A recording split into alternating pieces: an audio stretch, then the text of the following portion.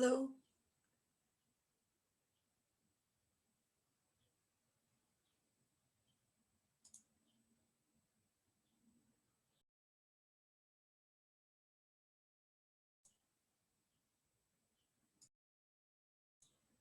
Can you hear me? Yeah, I can. Yeah, I can hear you fine.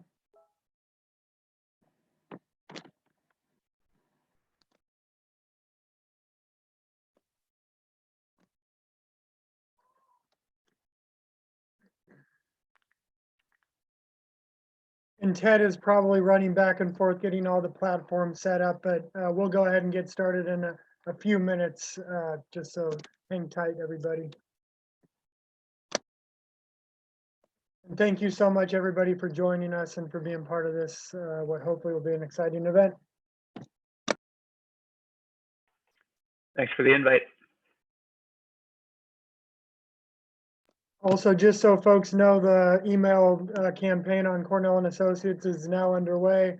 I think I already just saw there's about 10 or so emails after just a few minutes, so should be more coming in during the meeting, which should be exciting.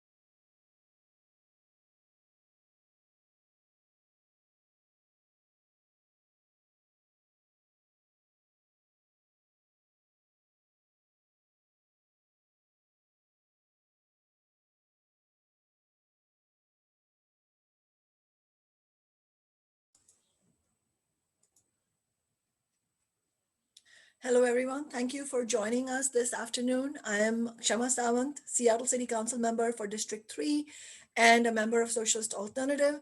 I really appreciate everyone getting on this call to have an organizing meeting. And the title says it all. We're not here just to give speeches. It is actually about getting organized. And look at the context in which we are having to get organized. Globally, 200,000 people are confirmed dead from COVID-19, including 52,000 from the US. And we know it's an underestimate because people are dying in their homes without having been tested in the first place.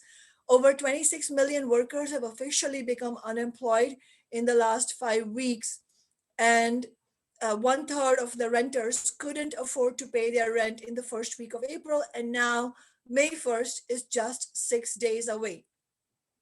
At the same time, billionaires are getting richer, 10% richer, in fact, in the last 5 weeks. It is just astounding the amount of profiteering that they are able to do in the middle of the pandemic when most of us have lost our incomes, our jobs, and those of us who are working are on the front lines at great risk to our own lives as essential workers, frontline healthcare workers, and so on.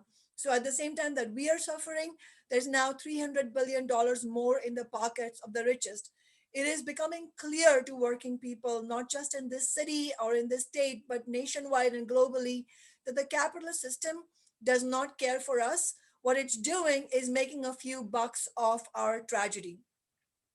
It is in this context that 3 million people signed the Rent Strike 2020 petition, and now tenants in Seattle, statewide, and nationwide are beginning to get organized. And as we've said before in our previous Rent Strike town hall, we should not have any idea that winning concrete demands, whether it's in a building or in the city or statewide or nationally, is going to be easy. That is absolutely not going to be true because in putting up an effort for organizing by renters, we are going up against some of the most blood-sucking sections of the capitalist class. These are our corporate landlords, the property management corporations, the big banks. And that's why it's really important that we unite renters, workers, working class homeowners, all of us together, and make sure that we together strike a blow against the landlord class. And part of building that movement is to get organized in our buildings, building by building, neighborhood by neighborhood, city by city, and also to come together on a nationwide, coordinated nationwide day of actions. And that's why May 1st is extremely important. We know that building for a rent strike is going to require serious organizing. This is going to be a long fight. It's going to be an ongoing movement building exercise. And yet it is also an important moment. This pandemic is an important moment for working people to step up our organizing and our fight for a different kind of society. And May 1st is that kind of day, a coordinated day of actions for workers and renters. We know on May 1st, many workplace actions will be happening. So let's also, as renters, as a movement of tenants' rights, let's join workplace actions on May 1st. And so if you're in the Seattle area, I would really urge you to join us on May 1st at 12 noon. I hope the organizers will show you the details right now as I'm speaking.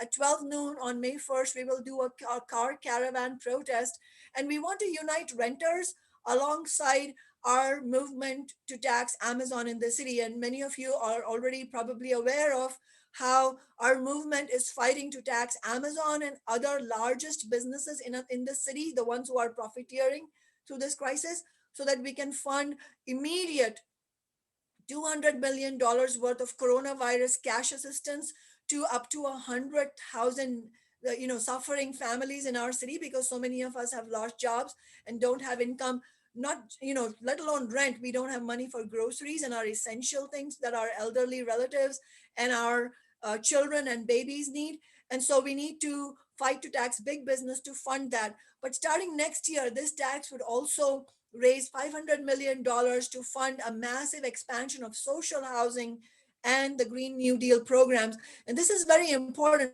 because we're not going to win housing justice by only fighting against landlords. We also have to fight to expand social housing, housing that is in the control of the public, not in the hands of these property owners and corporations that are trying to exploit us. And so we're going to have to build for this seriously. And May 1st is going to be an important day of action. So please join us so that we can use that day to step up our organizing. Now, we are really fortunate to be joined by renters who are themselves doing the building block by building block of organizing, which is hard, painstaking work, but without which we will not achieve any success. And so, in the process of organizing, you will face a question from your tenants, fellow tenants, inevitably. Many tenants understandably will be afraid to take action, and they will correctly ask you, if we get organized, isn't that going to make us more vulnerable to evictions? And many reporters are also asking us, well, you're calling for a rent strike. Isn't that going to make people vulnerable to evictions? Isn't that going to be reckless? And absolutely, we have to have a serious approach to organizing. We cannot be reckless. We should not be reckless. In other words, if any one or a small group of renters is not organized, but just individually decides not to pay rent, that is not organizing. That is not a rent strike. And in fact, if we take that approach, then we will not win. And in fact, it will make us extremely vulnerable to all kinds of retaliation, including eviction, damage to credit rating, and so on. So we absolutely need to get organized. But we also have to explain to our fellow tenants what would happen if we don't get organized. Many of us have lost jobs already. Many are going to lose jobs because we know the projections for the economy are extremely it's extremely dim, and we know that the unemployment is going to only go up, not going to come down in the next few months. In fact, the projections are really dire, up to 30% unemployment rate. So many of us are simply going to be unable to pay rent. Right now, there's an eviction moratorium in place. That eviction moratorium will not last forever. It is going to be lifted at some point soon. And then after that, what will happen? Well, let's look at what happened during the Great Recession. After the Great Recession that happened in 2008, because of the banks and their greed, there was a wave of nearly 8 million foreclosures in the decade since that recession happened. In other words, there was a massive wiping out of middle class home ownership. That home ownership is not coming back unless we win a different kind of system than capitalism. So that experience shows that we have no alternative but to get organized and fight back. Because if we don't get organized, if we don't fight back, then once the moratoriums are lifted, the corporate landlords and the banks will absolutely and unhesitatingly unleash a massive wave of foreclosures and evictions. So if you want to prevent that from happening, if we want to make sure there's a roof over our heads, we need to take the actions that the renters who are going to share their stories today are taking right now. So it is with great pleasure that I would like to introduce Sean Casey, who's a laid-off line cook, a representative of the Ben Lamont Tenants Collective, and a member of the Seattle Democratic Socialists of America. The Ben Lamont building is a building on Capitol Hill, which is a neighborhood in the city core of Seattle. And these tenants are courageously getting organized and going up against a notorious property management corporation named Cornell and Associates, who own 5,500 residential units in the Seattle area. So let's hear from Sean about their experience and let's learn from them. Welcome, Sean. Hi. Hello, everyone. Thank you for coming to this event, and thank you to Sean Laswant's office for inviting me and standing in solidarity with me and my neighbors at this time. As Shama just said, my name is Sean Case. I am a renter and an indefinitely laid off line cook in Capitol Hill. I'm also a member of the Seattle Democratic Socialists of America. So my fellow tenants and I have been organizing in our building, the Ben Lomans, for about a month now. We decided to band together just out of an interest of meeting each other's needs and placing some demands on our landlord. We drafted a letter together to our landlord and sent it to him on April 9th, asking for some rent relief and other smaller demands for tenants who've been affected by the COVID-19 crisis. On April 15th, we got a response not from our landlord, but from our management company, Cornell and Associates. What they did was they slipped a letter under our doors demanding that we pay rent by any means necessary. This included suggestions such as asking our parents for money and going to credit card debt. We have yet to receive a serious response to our demands despite repeated follow-up. What's clear to me from Cornell and Associates' response is that they don't take us seriously and they don't care about our material interests or our needs. They expect to just keep raking in the regular profits as if there wasn't an international emergency happening, but we know there is. And they expect what the rest of the ruling class expects for working people and poor people to foot the bill for this crisis. We're organizing in my building to meet our needs and to make sure that none of us falls through the crack during the pandemic.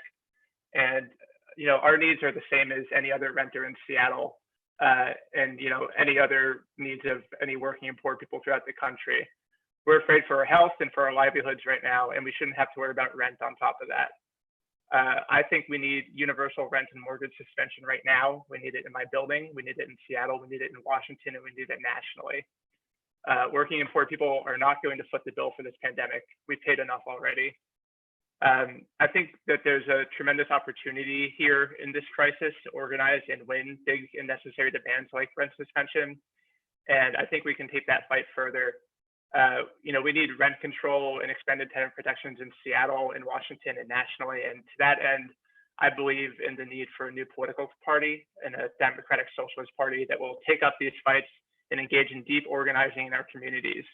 You saw over the past year, Bernie Sanders called for national rent control in this presidential campaign. Just this last week, Ilhan Omar introduced a bill to the House to cancel rent and mortgage payments during the COVID crisis. And these are really bold and exciting demands, but they're demands that are doomed to fail within the corporate structure of the Democratic Party. And working people need a part of their own, one run by and for people like us, and that's free from corporate corruption. And I think we can start building that party now, because in order to win our demands, we need mass organization and mass solidarity.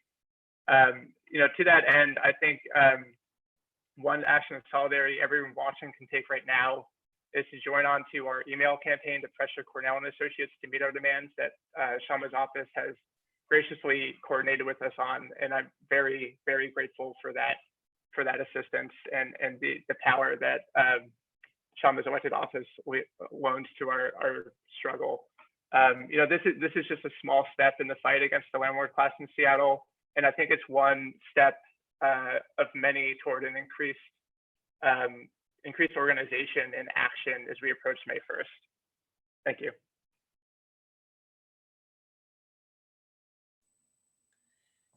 Thank you so much, Sean. I really appreciate you sharing what you are organizing around with your fellow tenants and why that's important, but also the larger framework that you laid out is extremely important for us to understand. For us to understand why this grassroots organizing matters, it is important to see what the status of politics is in America. Most of the politicians, unfortunately, despite the differences between the Democratic and Republican Party, and certainly between the Democrats and Donald Trump, we're seeing most politicians are going to be in the pockets of big landlords and other corporations.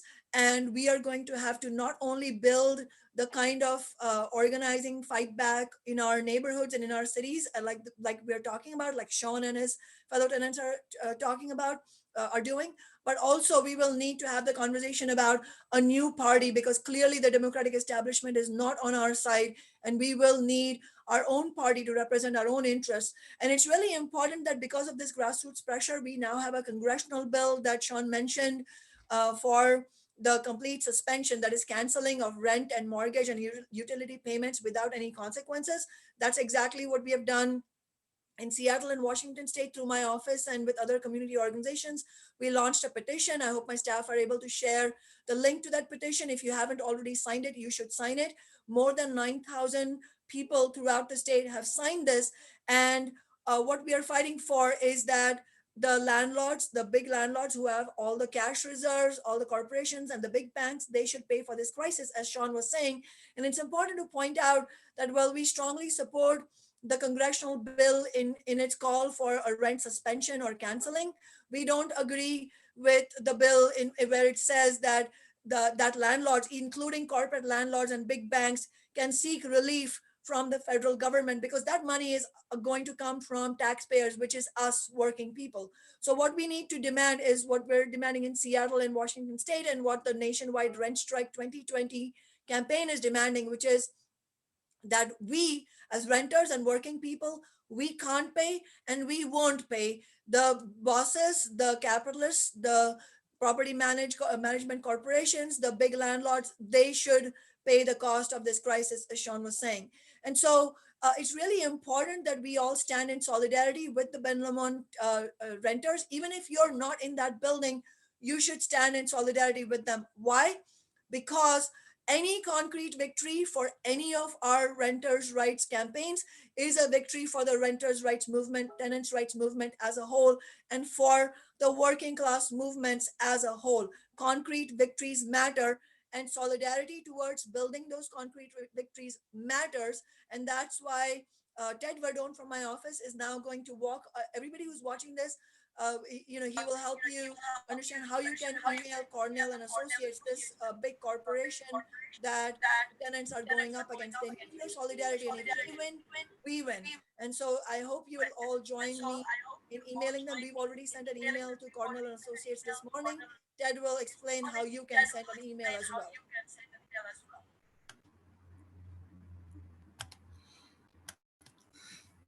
Thank you. And you should see on my screen the YouTube page that you are perhaps watching this town hall on.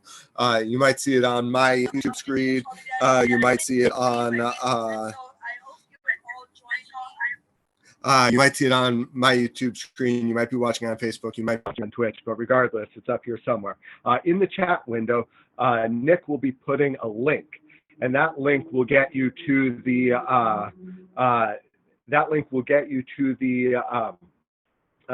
page that I'm going to show you. But this page has also been emailed out by Councilmember Sawant. So I'm bringing up the email now. But again, there will be a link to this email that will be posted in that chat window. So this is the email that was sent out of Councilmember Sawant's office just a few minutes ago. It is about today's meeting, but it also is an email talking about how you can stand with the Ben Lamont tenants. As you scroll down that email, you will see a link here that says email mega landlord Cornell and Associates today. I'm going to go ahead and click that. And since I'm already in my email, it should pop up a email window. And this email window has everything that I need it to have. It's got the email addresses of the executives at Cornell and Associates. It's got the subject. It's got a draft of the email here. I am definitely going to send it from me rather than from insert name. I suggest you put in your own name here.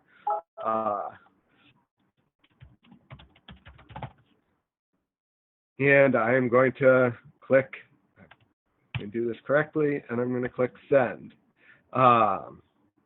And I've done it. I have emailed Cornell and Associates in support of the Ben Lamont tenants. You could also put in whatever personalized message you would like.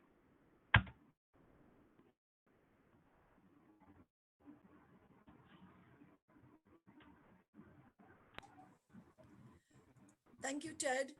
And I hope that was that made sense to everybody. And if you still have questions on how to do this, or if you want to contact my office just in general to get more information about how you can get organized, how others are organizing, how to join the movement, then make sure you email my office. My staff will share my email address on the live stream feed right now, so you can see that. And also, you should feel free to join our Facebook group, the Seattle Rent Strike 2020 Facebook group. Again, we'll share the link to it. If you're not already a member of that, you should definitely become a member, because that's a group where renters are getting together. My office will also be there, but we're going to be discussing concrete examples of organizing, how you can achieve success. And for more organizing, do's and don'ts, so to say, you should also check out the FAQ, the frequently asked questions that we've prepared from our office, using the guidance from tenants' rights organizations from around the country. We've put this together. So if you are able to check out the FAQ for the May 1st rent strike, it explains what a rent strike is in the first place. So for example, the FAQ will tell you that simply you not being able to pay rent is not a rent strike. You need to get organized. And it also talks about why May 1st, some of the points I already made. It also gives you a detailed instruction plan for how you can get in touch with your fellow tenants. Obviously, right now you have to make sure you maintain social distancing. In the FAQ on pages 2 and 3, you can see some details about how you can do that. I mean, literally, it comes down to pasting a note on your neighbor's door or slipping a note under the door saying, hey, I'm your fellow tenant. I'm not able to pay rent. If you're in the same situation, would you like to get organized with me? Can we have a Zoom meeting amongst ourselves? Can we discuss concrete demands? And it's important to understand that May 1st organizing, and when we say rent strike, it's not an all or nothing, everybody demanding a rent strike. It's a question of getting organized with your fellow tenants and figuring out what are the demands that will give you the big majority of support and solidarity among tenants, because tenants standing together is the most important component there, not what you actually demand. It's important to formulate demands that can build the broadest possible, but also the strongest possible agreement. So, as Sean explained, what they've done in their building is brought 37 of the 40 apartments together around the demands for a rent suspension for 3 months after the stay at home is lifted, and also for 50% reduction in rent. Those are the demands on which they have gotten an agreement. So you should figure out with your fellow tenants what are the demands that you will get an agreement on. And it may look different from building to building. And we're going to have our other tenant speakers also share their stories. But before that, I also wanted to let you all know that we're looking at the questions that you're posting on the feed, and we'll make our best effort to help have those answers. One of the questions has been if a lady owns my house and she lives on the bottom level, can I still do a rent strike? Can I do something in this pandemic?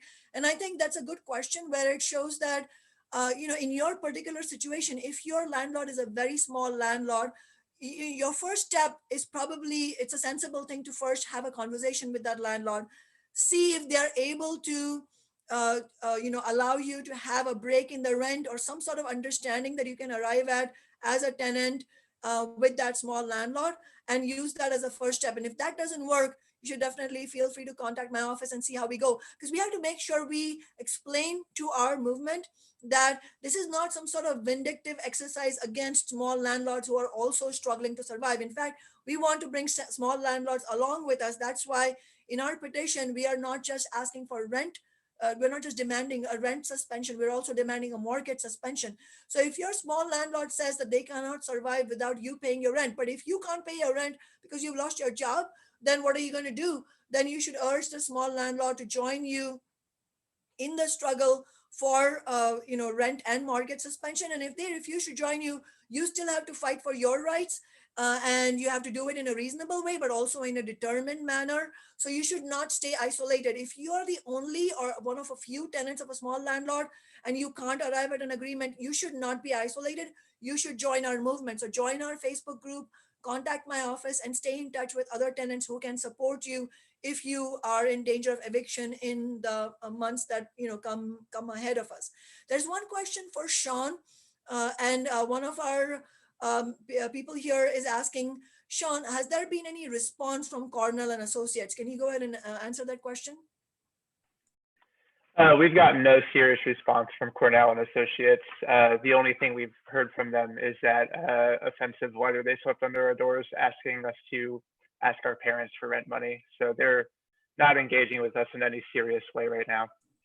And am I right in hearing that they also said that you should put money on your credit card? I mean, borrow from your credit card?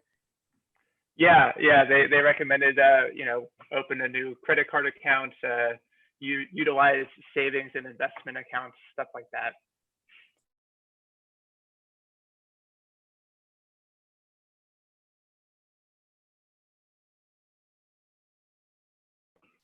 I think you're muted, Shama. Sorry, I was on mute.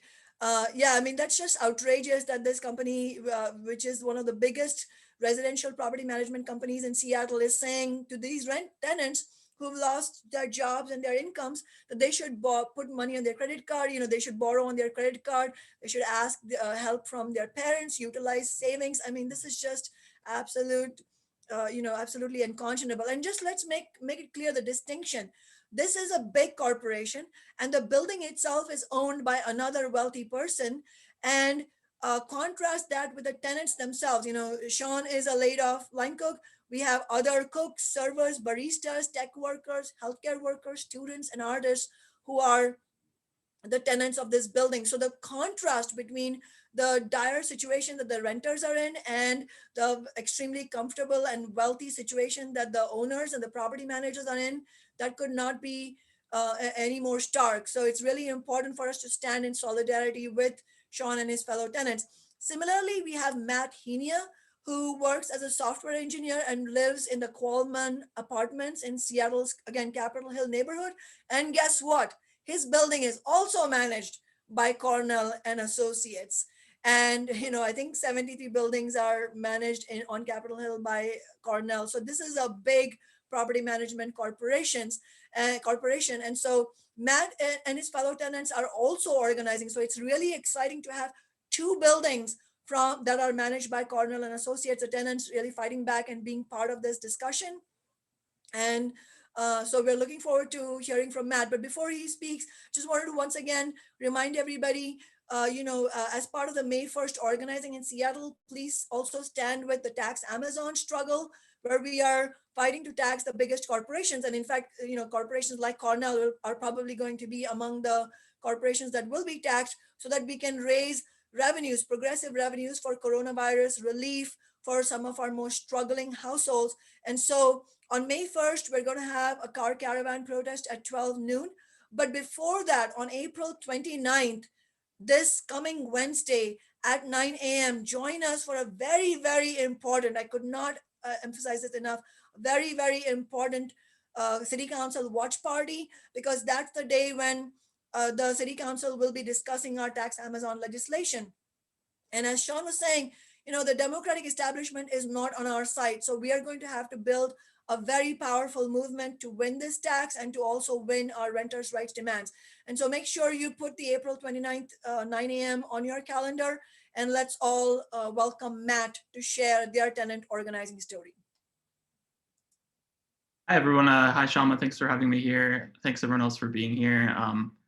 Like Sean, my building sort of spontaneously came together at the end of March. It started really simply as a bunch of people responding to a piece of notebook paper taped to the front door with a phone number. It was 5 of us in a group chat. I ended up posting a link asking people to sign Shama's petition to Jay Inslee to suspend rent payments, and immediately 2 people replied that they'd be interested in organizing at a building level around this. So that just goes to show that you really don't know the level of organization your neighbors are prepared for until you start talking to them. And I think that's probably like my #1 piece of advice, is just to start now, because your building may be getting organized without you. From there, we ended up sending a letter to the managers of the property. We skipped our building manager and we just went straight to someone in Cornell and Associates corporate office. We got 22 names on the letter that we door knocked to get people to sign on to, and they replied immediately. We sent it April 1st. I think having the names on the letter was a really strong indication of our level of organization, and helped to get us a reply right away. They basically replied cordially, and our letter was also very cordial with a no, and it was for the predictable reasons that they have mortgage payments to make and utility payments to make. And this sort of was the stopping point for about a week, but we picked up organization again after that. And we did a lot of research on the owners of the building, on Cornell itself. It turns out our building is owned by verified billionaires, in the sense that the owners are, you can look this up online. Our building is called Qualman, and there's some registration of like Qualman LLC online. The owners are Julie Gould and Frederick Bo Gould. And, it's sort of like this with the ruling class. They always end up posting a lot of somewhat incriminating details about themselves online. And the first thing that comes up when you Google Frederick Gould and Julie Gould is a Seattle Mansions blogspot post about their $10 million mansion in Madison Park, which is a quite wealthy neighborhood of Seattle. Beyond that, we also did further research. We found out that that Julie Gould's last name, Puget, her maiden name, links her to the Go family, which is the CEO and owners of Packer, which is the billionaire connection.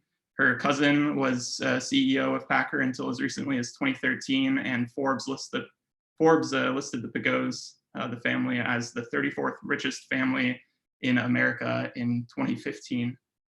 So the political connections to your building might not be as obvious as they were in mine, but you might be surprised, and they might be. Yeah, so our organization continues. I'd like to emphasize what Shama was saying, is that it's daily work. You never know really what, you're not really organizing for a single point in time in the future. It's just a daily building, aggregating of people's opinions, how people are feeling, who's lost their job in the past few weeks. And yeah. I highly recommend people publicize research about the owners of their building. And yeah, I mean, solidarity. Thank you so much, Matt. And it's really important that you mentioned the owners of your building. So look at the powerful and wealthy entities that we are up against, not only the property management corporations, but the owners of the building themselves. And they are, they are both members of the capitalist class, and they are, they have their interests aligned with one another, because their profits, both the owners' profits and the property management corporation's profits, come from really exploiting and gouging renters like Matt and like Sean. And in fact, if you go on the Cornell and Associates website, as Matt was saying, they're very naked about which side they're on. In fact, on Cornell and Associates website, they boast of, and this is a quote, always achieving maximum income under constantly changing economic conditions while increasing property value, which is basically for themselves and their property owning clients. In other words, their mission statement is to promise to extract rents and maximize their profits and those of their wealthy clients, regardless of conditions, meaning regardless of a pandemic that has caused their tenants' economic situation to crater. And like, it's insult upon injury that while they are doing this, they've told their tenants in their emails to the tenants that we are all in this together. But clearly, the billionaires are not in this together with us, because their actions demonstrate otherwise. And that's why we have no choice but to get organized. And that's why it's really great that our next speakers are Charlotte and Holly with the Puget Sound Tenants Union, who are also doing similarly inspiring organizing among their fellow tenants. And while they're getting ready to speak, I just wanted to again emphasize, make sure you email Cornell and Associates. I think we already have 40 people who've sent emails to Cornell. You should go ahead and send it too if you haven't already, because like I said before, concrete victories matter. And if the Cornell and Associates tenants can achieve a victory, that will help our renters' rights movement as a whole. And as Sean and Matt were speaking, we have others, many of you have written on the feed. So I just wanted to read some of the comments. Caitlin says Cornell and Associates are our building managers as well, and they've shown zero sympathy towards us. They've raised our rent by almost 40% in February, refused to lower it back down. It's incredibly stressful. And so, and in fact, there's another comment from somebody who says, can you address what dates the rent freeze covers? My rent went up 40% on February 1st. That's from Jason Redmond.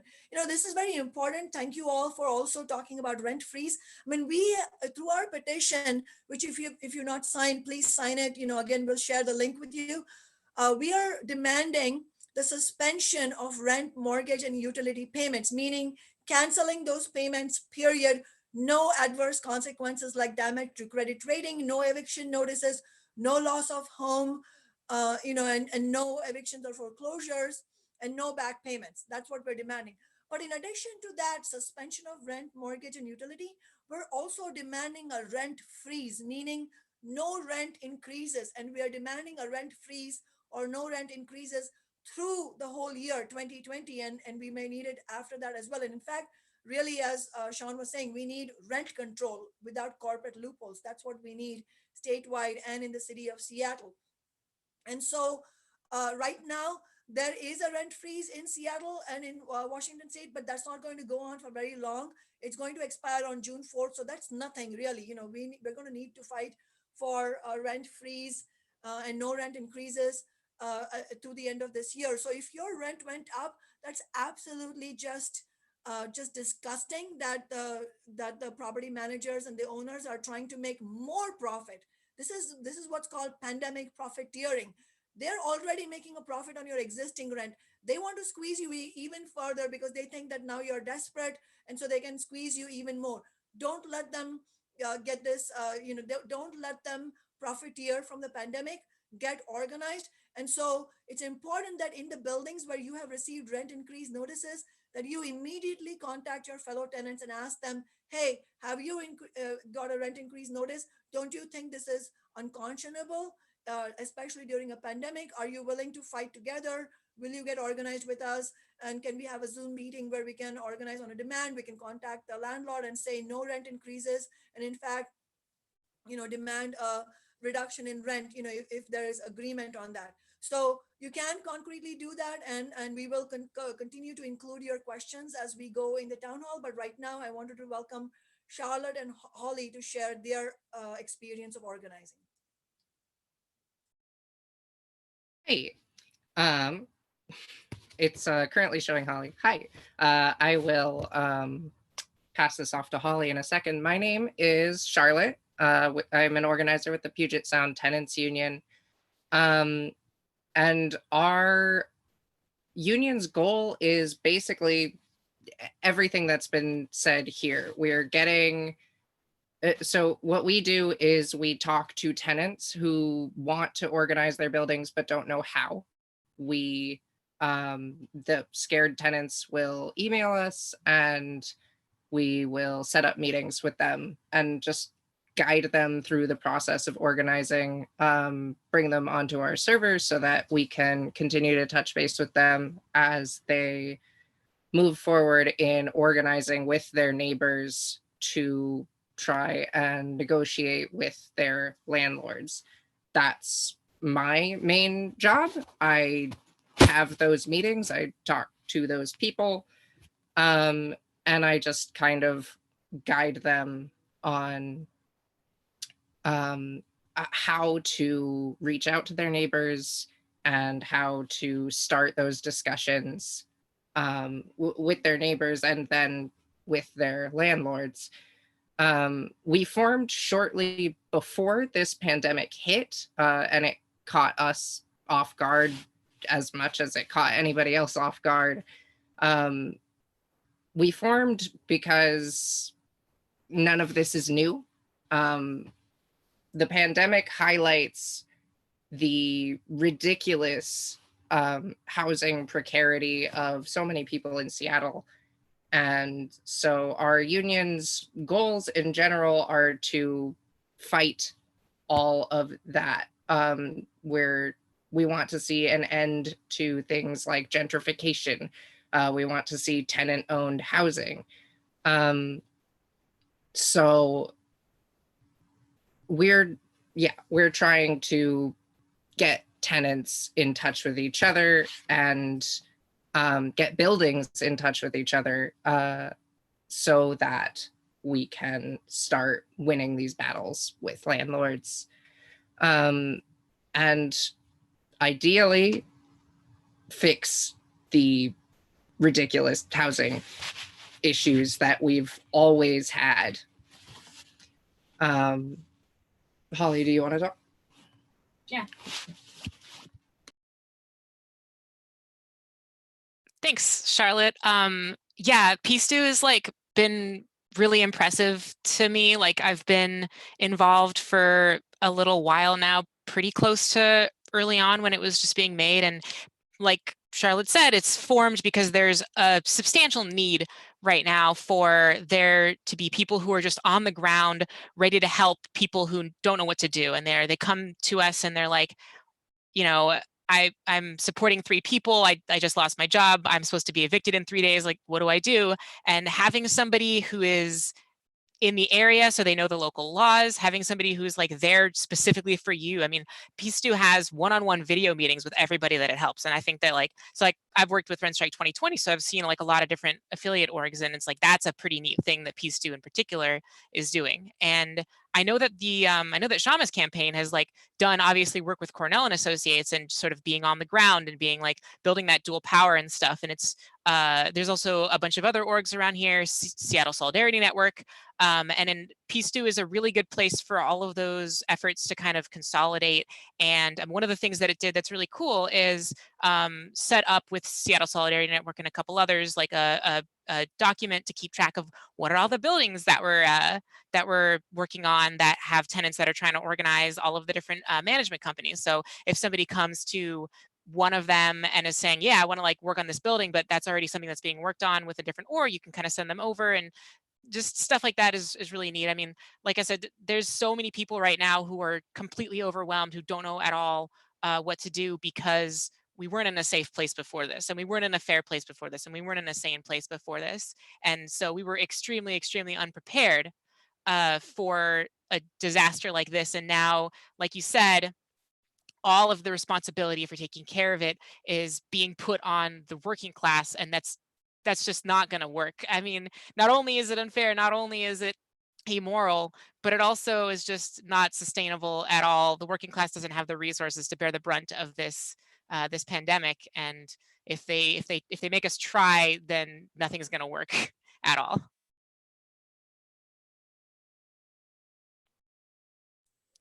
Absolutely, I could not agree more that not only is it completely immoral and unconscionable, putting the burden on the working class simply is not going to work. That is not a recipe for, first of all, in the immediate future, for the economy to revive, recover from this massive crisis. It's not going to happen unless big landlords, big corporations, big banks pay for this crisis. If the burden is put on ordinary people, on working people, on the working class, on renters, it's not going to work. One question that many of the people who are watching are asking, and I wanted to see if Charlotte and Holly could answer this, is how do you get a list of large property managements and their owners, and how did you go about doing, getting that kind of initial information in order to get started? And also, can you share a little bit about how that your tenants union came into being in the first place, and what kind of challenges you faced at that time to convince people that they should get organized?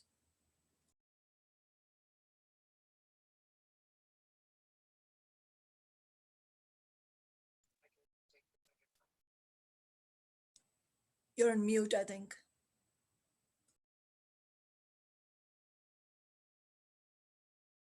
Yeah, can we just move the camera over to Holly for the first part of this? So figuring out, doing the research, as you say, to like figure out what's up with your landlord or your property management company is something that Peace2 and Rent Strike 2020 and different orgs have been like trying to set up guides for and information. While I personally haven't worked directly in that area, I know that we have resources that we're building in Peace2 right now on how we can make this happen. Like we have a guide that's a work in progress, and we're spreading that information. We're working with Rent Relief and Seattle Solidarity Network, and a lot of the people who are doing those one-on-one meetings, basically like mini case managers for all these people, are helping to disseminate that information. Hopefully that answers your question. Hey, could you repeat the second part of that question? Or Yeah, the second if you could question? just share a little bit more about how the Puget Sound Tenants Union came into being in the first place, and what were the challenges, and what are the challenges that you continue to see where tenants, clearly need to get organized, but they are understandably nervous and anxious, and how you overcome that and build solidarity. So if you could give one or two examples of how you did that concretely. Yeah, so how we came into being was basically a few people from other organizations around Seattle, tenants who just are sick of the way that things are right now, just decided like we should have a tenants union in Seattle. We should be doing this particular work. And we just kind of started like that. It was a few people talking to each other who onboarded a bunch of other people like me and Holly.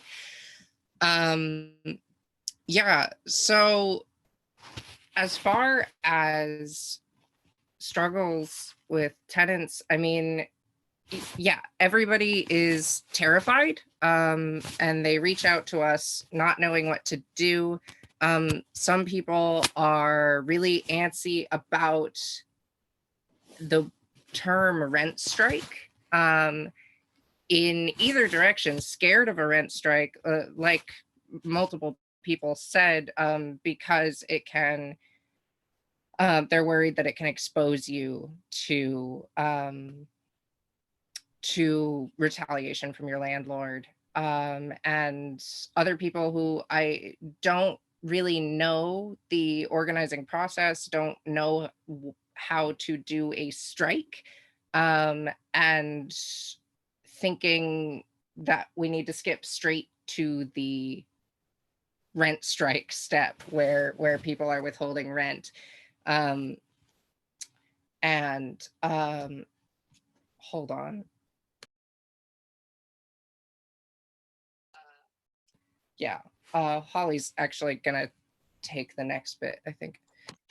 Yeah, I just also wanted to bring up in this area. So somebody actually came to us recently who was trying to organize their building, and they had gone flyering, and they didn't have a really good response. Like they got, you know, some hostility even from other tenants, like you said, can be a thing that happens. And they didn't get a ton of positive responses either.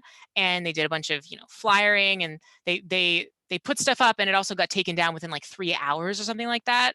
So they came to us and they said, hey, I'm getting really demoralized. And this is one of the challenges that is faced by the people who are on the ground right now, is like burnout. And it's sometimes it's really difficult. You can work on this thing that's really important to you and to everybody else. And you're trying to not just help yourself, but help everybody in your building. And not only that, but the entire movement. Because like you said, every single win that we get is a win for the entire movement. And so even though you're doing this not just for yourself, the people around you are just like not, you know, you feel like they're not like appreciating, but it's not working the way that you expect it, and it can be really difficult. We actually found some resources on how to deal with canvassing burnout in the situations like this. So I could even come and share that as an example. But in the end, one of the other things that we recommend a lot is when you first start to organize your building, like you said, it's important to create organization, figure out what everyone agrees with as far as demands go, and then make those demands. Because what's more important is that you have organization as a group than a specific demand. So something that we recommend a lot is to focus on mutual aid at first. You know, go to people and like, you don't want to be deceptive, but you can say like, hey, like I want to make sure that we as a group of tenants are organized, because some of us are suffering more than others, and we can help us out. We can help each other out. You know, if you have extra food, maybe I can take it to somebody who's not able to get food, or we can go to the store for people who have to isolate for safety.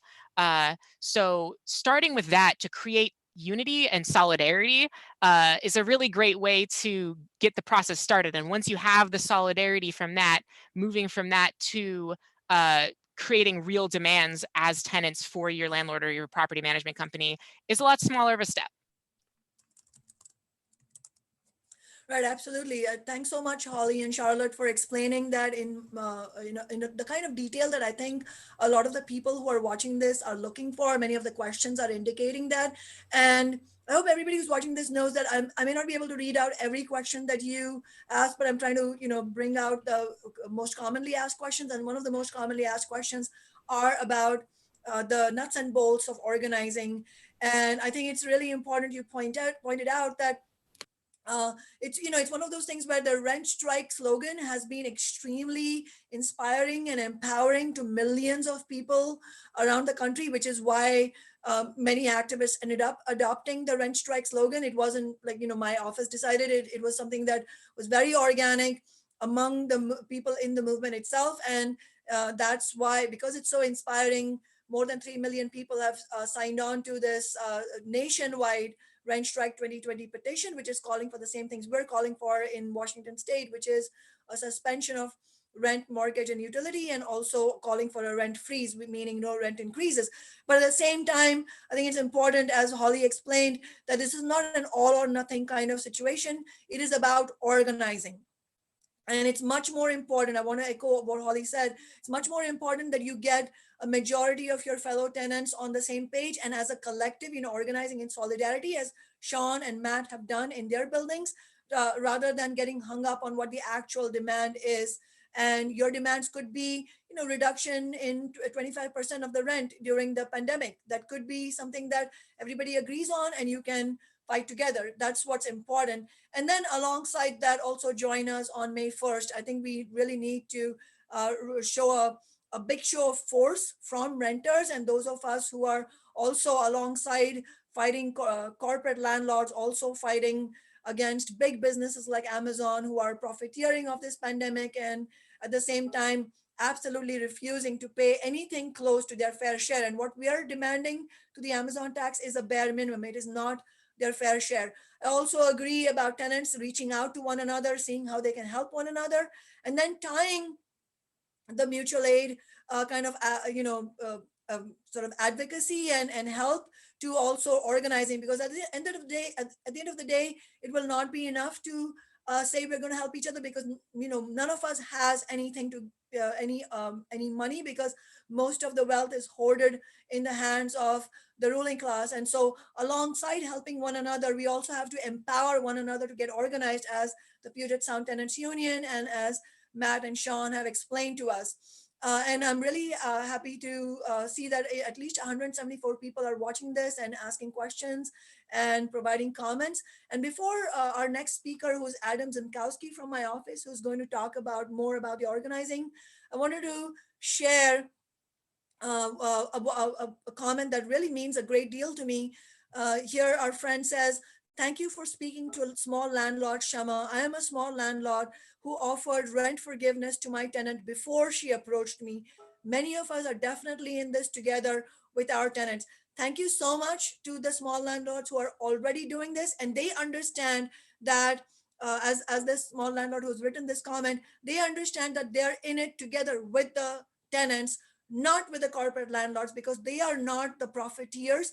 Many of the small landlords, like the person who just wrote, are not gouging their tenants. And in fact, they are already, it's like rent control, because they're charging very humane rents to their tenants. And so it's important that small landlords like this person stand with the tenants and make sure we target our fire at corporate landlords and not against landlords who are struggling themselves. And that's why we're calling for a mortgage suspension as well.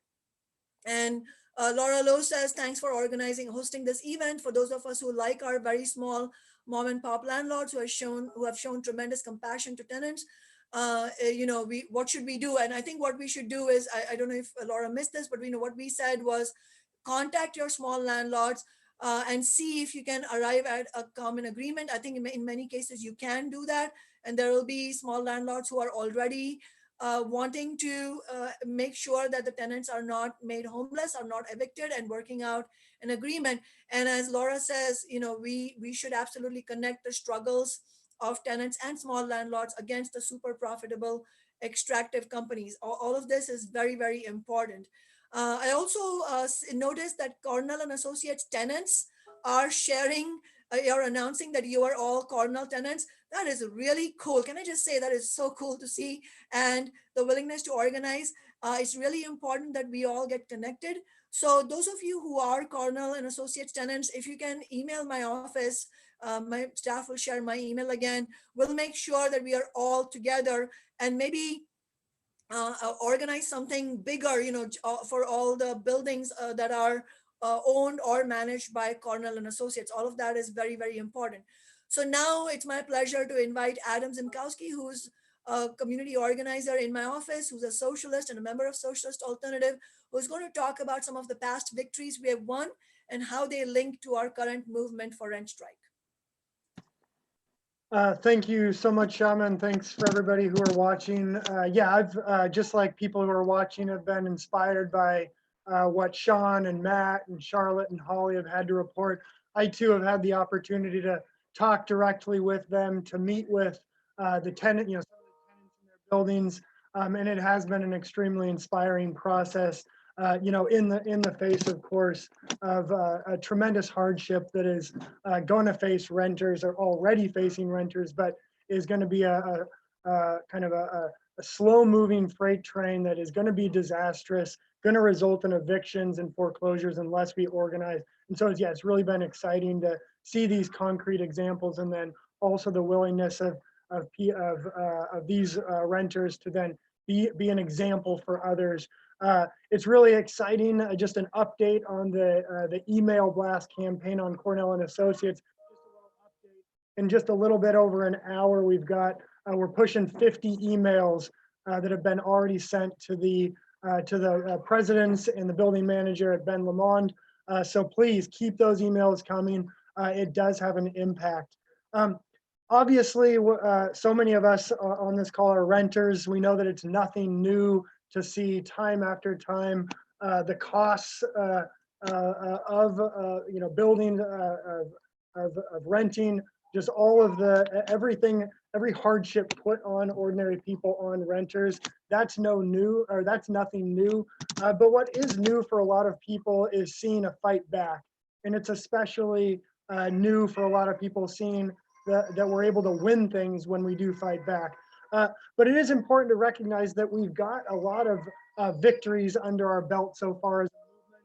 And it's important to talk a little bit about them and kind of talk about that recipe for how we were able to win some of those victories.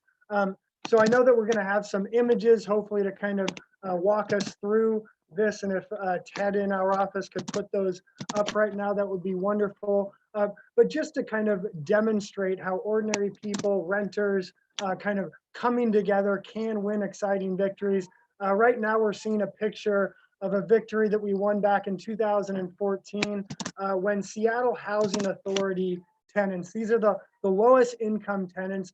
The vast majority of the people who played an active role were actually immigrant tenants. The Seattle Housing Authority just a few years ago in 2014, as part of a national project, aimed to raise rents by literally 500% on low-income tenants in Seattle. And the logic being that these tenants needed a carrot in order to kind of get out there and make something of themselves.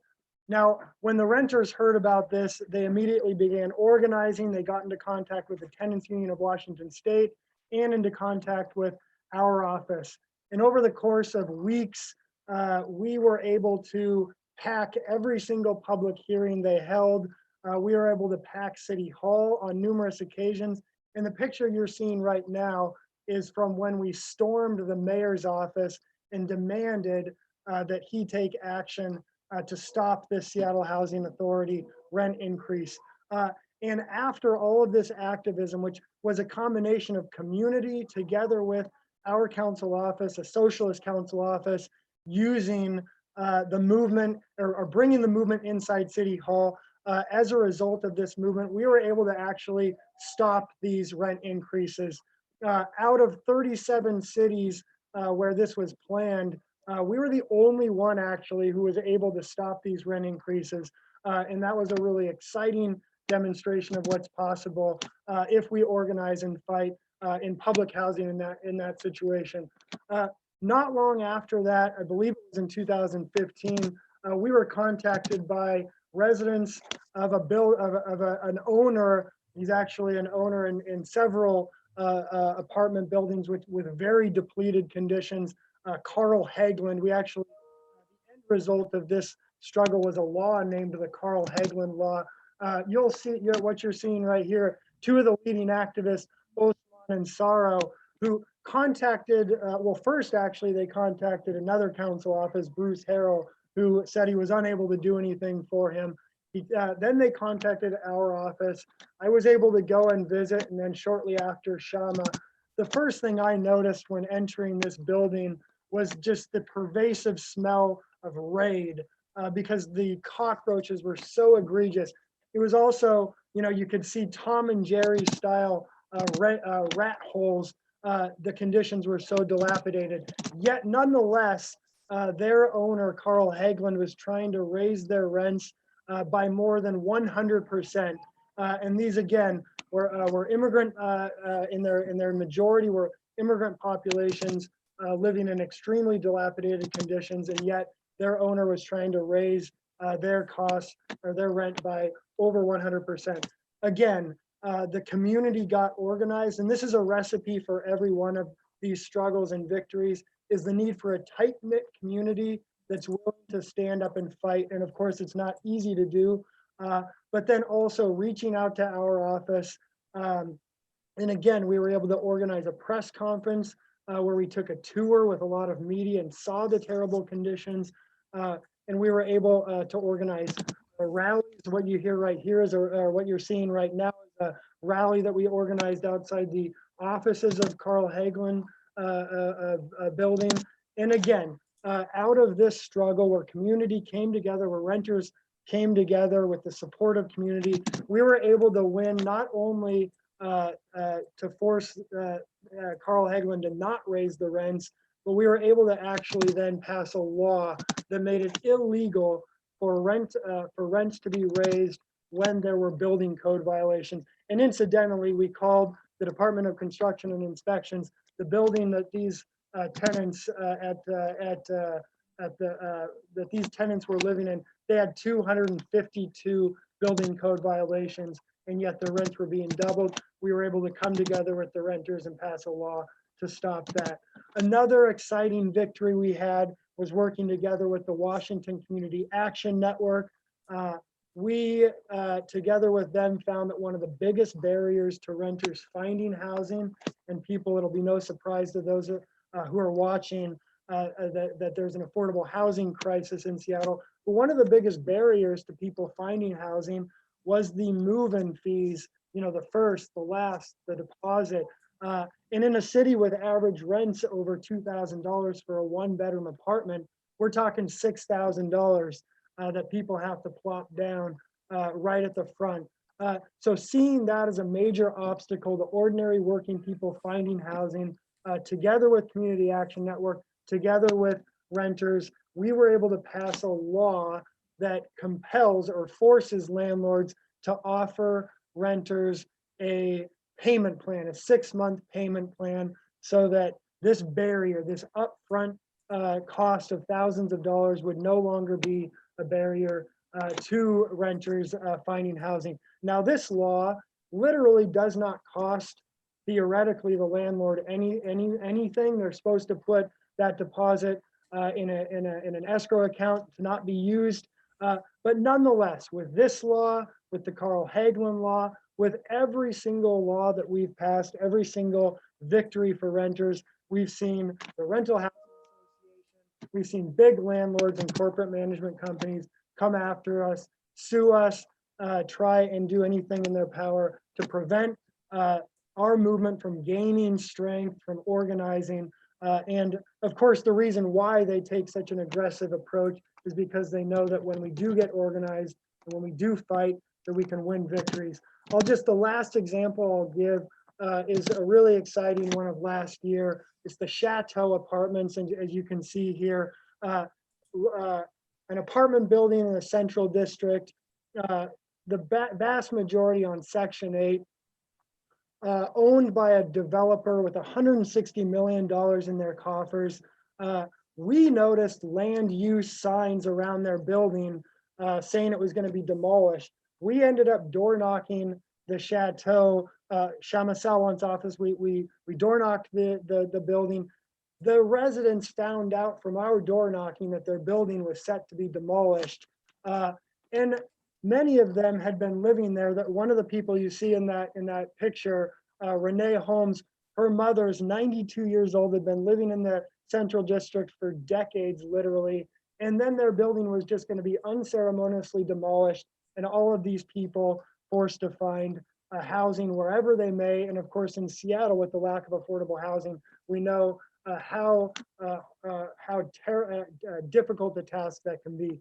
So these primarily low-income tenants banded together with not only our office, but with faith community. This, what you're seeing right now, is an actual formal city committee meeting that Shama had in our Renters' Rights Committee at a church, actually, right down the road from the Chateau Apartments. The church was packed, and on numerous occasions, community, whether it's in petitions or coming out to public meetings, demonstrated clearly that they don't want these ordinary working residents to be displaced. They don't want to see their community dictated by the needs or the profits of $160 million corporations like Cadence. So yet again, we were able to come together, and it was over the period of weeks and months. And I really like how Sean and Matt and Holly and Charlotte are emphasizing the discipline that's needed, the perseverance, but also a correct political approach,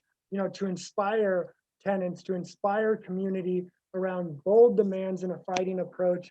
And at the end of this struggle, we were able to prevent or postpone the demolition of this building by 2 years and force Cadence to give each resident $10,000 in moving, in assistance to move.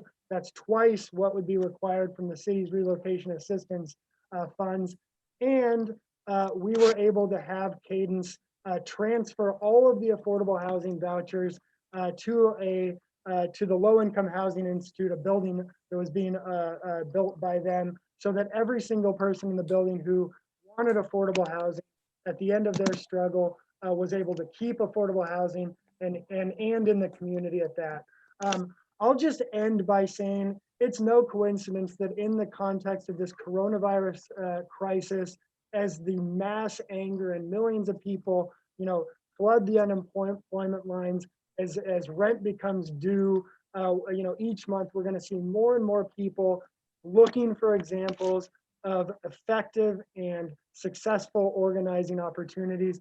And I really think that, the eviction moratoriums that our movement won, through thousands of signatures on petitions, the rent freeze that was recently won by our movement, announced by Governor Inslee, that's just the tip of the iceberg. I really do think that that Sean, in this struggle against Cornell Associates, Matt also from that building. It's really exciting to hear Shama talk about how others are saying that they're also in Cornell and Associates buildings.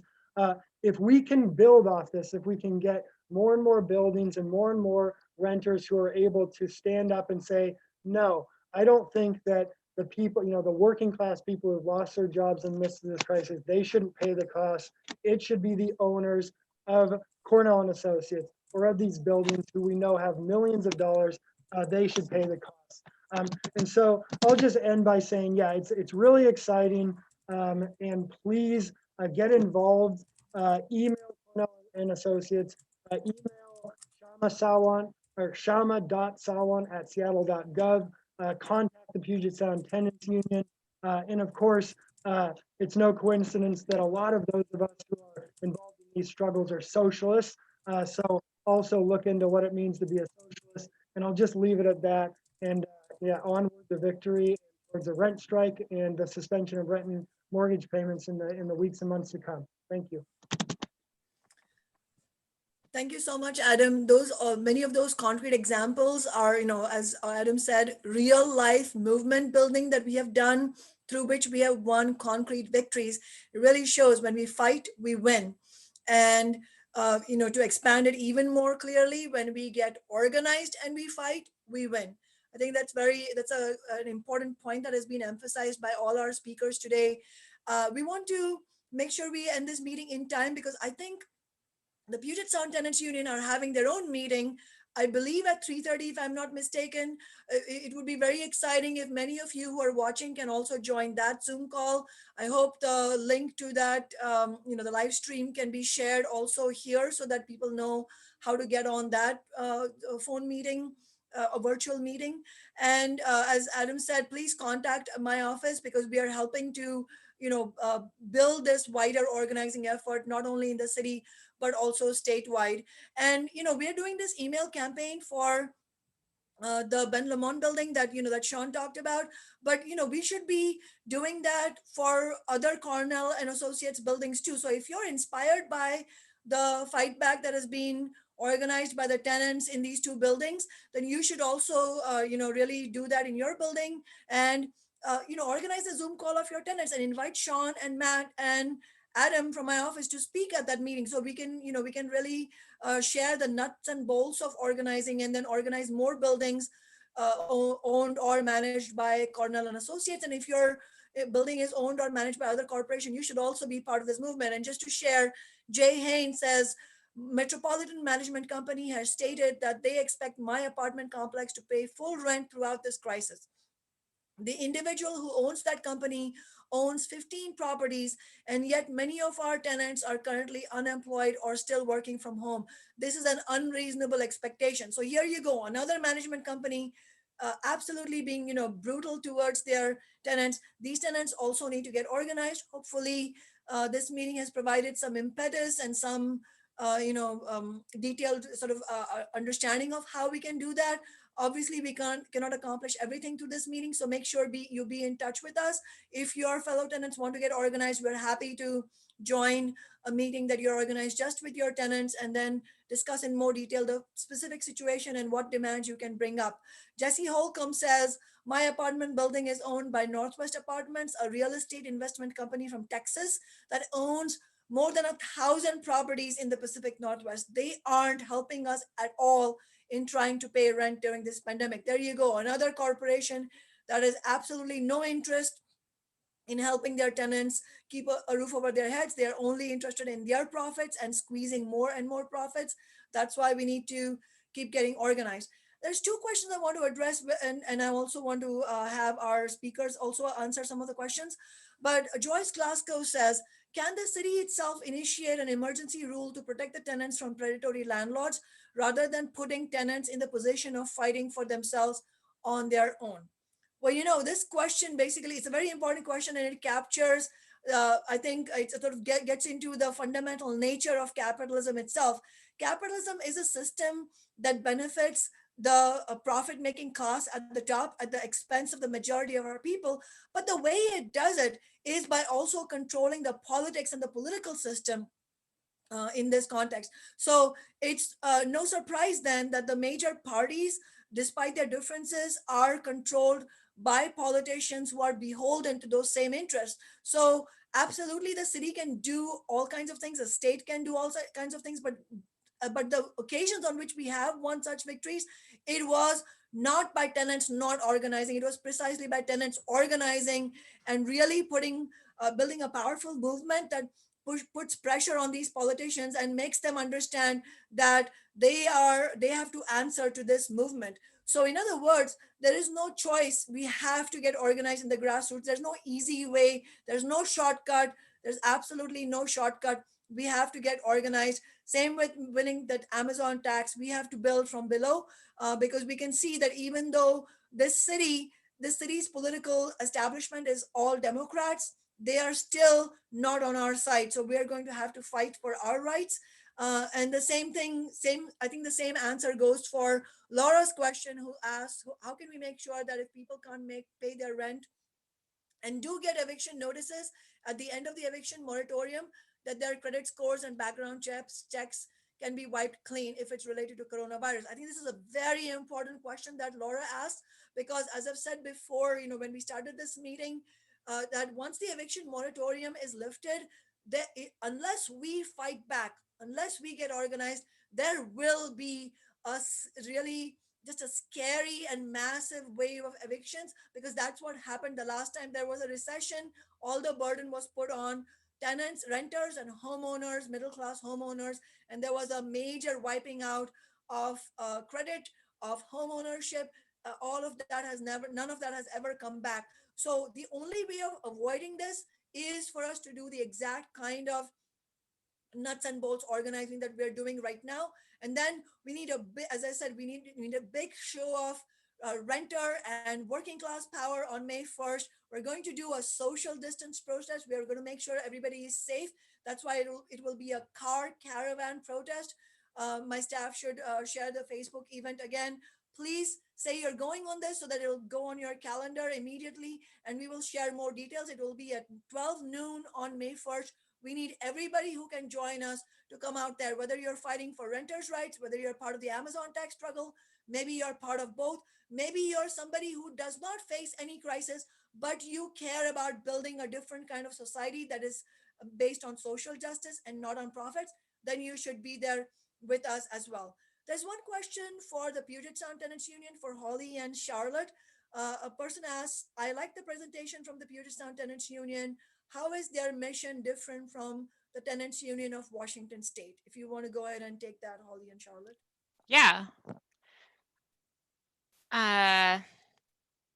So we've actually been in touch with Tenants Union of Washington, and there are a couple of sort of key differences between our mission and their mission, and our capabilities and their capabilities. So the Tenants Union of Washington is very tied into the bureaucracy of the state, which means that they get, funding from the city, and they have a lot of legitimacy and that kind of thing in the eyes of kind of like the politics side, which is a very useful thing, something that we need a lot. Meanwhile, the Puget Sound Tenant Union, we felt that it was still a thing that was filling a need that wasn't being met, because we needed that dual power. We needed like people who are on the ground, people who are not beholden to, people who can do organization and make rent strikes and stuff that is a little bit sketchier in some ways, like being like, hey, you're a tenant, like here's what you actually can do, within the laws of the city, and here's what you need to be doing in order to like make this happen. Just kind of being on the ground and building the dual power, as well as the person sort of resources of Washington Tenants Union right now are also pretty limited, and we want to be with the tenants, not just like sending out some like law advice, making graphics, but we want to be like working directly with people, being like, okay, here's what you need to do, and here's how you can organize, and I will help you personally. And so those are the main reasons that we felt that there was a need, in addition to what is being served by Washington Tenants Union. That was very extremely helpful, Holly. Really appreciate it. And I agree with you that there is a lot of room. In fact, we're spoiled for choices. There is so much room and a real vacuum for us to have the kind of grassroots organizing that the Puget Sound Tenants Union is doing, where, as Holly said, that is not tied to any kind of state funding that comes with its own strings attached, but it's really led by the grassroots. It's extremely important that we do this, and it sort of ties to also Sean's point about how that's the kind of political party we need as well, a party that is not funded by corporations or major politicians, but it's funded by the grassroots. And it's very difficult because we are the ones who have no money, but that's the only way in which we can maintain our political independence to actually wage the kind of fight back that so many who have already shared today can do. I also should mention that the Tenants Union of Washington State is one of the few organizations that receives the funding and yet has shown a tremendous capacity to stand with the grassroots. They've been part of our Amazon tax movement from the very beginning. They have sponsored our movement for Amazon tax, and they're supporting the legislation that I've brought forward. They also have been part of the renter organizing that we've done here. And unfortunately, they were not able to join us today at this phone call because they were already committed to another phone call. But I really think it's great that we have both the Tenants Union of Washington State and the Puget Sound Tenants Union, which is organizing independently of any kind of government funding. And we should bring these forces together so that the needs and the demands of tenants are really amplified. And I would also commend the Tenants Union of Washington State for also helping to lead the movement for rent control. As other speakers have said, we ultimately, unless we fight for rent control and we fight for social housing, we are not going to get the kind of society that we need. And that's only the beginning. We also need to take corporations like Amazon into democratic public ownership. We need to take these big property development corporations into democratic public ownership and run them in the interest of ordinary people. In closing, we have very little time because, as I said, we're hoping that you all also hop on the Puget Sound Tenants Union virtual meeting, and I'm sure you will learn more about tenants organizing there. But before everybody goes, I had an important question for both Sean and Matt. You both said that you're socialists. I would like to hear from you. What drew you towards socialism, and how that links to the concrete things we're fighting for, like the Amazon tax, for renters' rights, and how do we go towards a socialist society, and what do you mean by that? And if Sean wanted to start, and then we go to Matt. Sure. Yeah. So it's a big question, but I mean, put simply, I'm a socialist because I believe a better world is possible. You know, we've seen over the past like half century incredible concentration of wealth in the hands of fewer and fewer people, and in my lifetime, that consolidation has been severely accelerated. When we're talking like in the context of tenants' rights and housing, you know, you can ask ourselves questions like, why does Cornell and Associates run over 5,000 apartments in Seattle? Why does my landlord own over 40 apartments? It's not because that feels like a need for them. They don't need to have those things. They just make profit off of them. And we don't have to structure a society that way. You know, I believe housing is a human right, and I believe that we should be working toward democratically owned housing for the people that's run by the people. And you can expand that idea to pretty much anything in society, to healthcare, to huge corporations like Amazon and Walmart and Google. And, you know, do we want a society that keeps consolidating that wealth in the hands of the people in power, or do we want an equitable society? And, you know, we don't win socialism simply by like electing socialists. When I talk about like building towards a democratic socialist party, I'm not talking about simply running electoral campaigns or, you know, running a presidential campaign every 4 years. It's about grassroots organizing, like the kind that we're doing here, like what Puget Sound Tenants Union is doing. You know, electing Bernie Sanders would not have gotten us socialism, just as, you know, electing a socialist into Seattle City Council doesn't suddenly make Seattle a socialist city. It just gives us a little more power to operate under. You know, socialism is, to me, an inherently broad and internationalist project, and it's going to take a lot of really long and hard work to win it. And, you know, the organizing we're doing right now is definitely a step in that direction. You know, I think we can build an economy in a world that operates not on the basis of profit, but on the basis of public good. And I think that's what we're fighting for.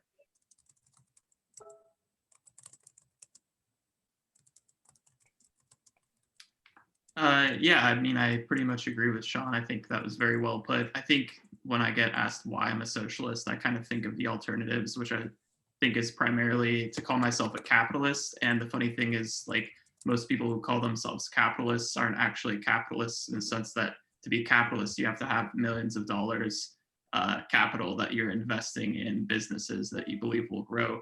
So a lot of people who think of themselves as capitalists are really just supporters of the ruling class's decisions that they make on our behalf. And I am frankly not a supporter for the most part of those decisions. All our shopping that we do on PayPal, which is owned by Elon Musk, or Amazon, these go to fund space venture projects like SpaceX and Blue Origins, which is basically just a moonshot, quite literally, by ecocentric billionaires who decide that the best way to spend the excess profit produced by our labor is to shoot people into space and try to build space civilizations, which I think almost nobody on Earth wants, and is just not something that most people here are connected to. Yeah, I think capitalism creates excess wealth, and that ends up getting invested in things that we don't actually believe in, as well as scarcity for a lot of working class people. Thank you so much, Sean and Matt. And we have very little time if people want to go to the Puget Sound Tenants Union meeting, which I hope you all go. But just very quickly, it's absolutely necessary that we do grassroots organizing, as our speakers have said, because that is going to be the bedrock of winning anything close to a better society, which in my view also, as they said, is a socialist society. But winning that will require us to build organizing struggle around concrete demands like the ones that you are all doing in your buildings, like the Amazon tax, like workplace demands, for example, essential and frontline workers demanding at least $30 hazard pay. Those are the kinds of struggles we have to wage. And that's why May 1st is important, because on May 1st, many workplace actions, protest actions, and strike actions, walkouts are going to happen. As a renters' rights movement and as an Amazon tax movement, we should join together. So make sure that if you're in Seattle, you join our protest action on May 1st. If you're in other cities, make sure you just Google and find out what information there is for local actions, because I know there are going to be actions throughout the nation. And there are many questions that came up in the feed that we won't be able to answer because we don't have enough time. There were questions from somebody who's a tenant of the Windermere Real Estate Company. So make sure you restate your questions in the Facebook group, the Seattle Rent Strike 2020 Facebook group. Make sure you join it and make sure you post your question there, or send the question directly to my office on the email address that has been shared many times. And we'll make sure those questions get answered. We'll make sure we will help in any way we can. But at the end of the day, as other speakers have said it, we have to have tenants organizing themselves. We cannot have a socialist Seattle just by having one city council position. At the end of the day, the political establishment, the Democratic establishment, still controls the political outcomes. And so only way we can win for ourselves if we build our movement. So that's why join us on May 1st. And then, but before that, please join us on April 29th at 9 a.m. We are going to have a very, very important committee discussion on the Amazon tax. In order to win that, we're going to have to get organized and fight back. So please make sure you join us first on April 29th at 9 a.m. and then on May 1st at 12 noon. Let's keep fighting. Thank you so much, and solidarity.